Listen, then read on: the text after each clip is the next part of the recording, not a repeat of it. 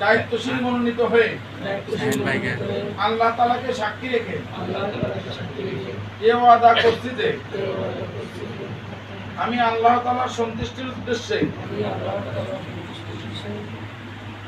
নিজ নিজ সংগঠনের মজবুতি অর্জন ও মূল লক্ষ্য হাসিলের সর্বাত্মক প্রচেষ্টা চালাবো।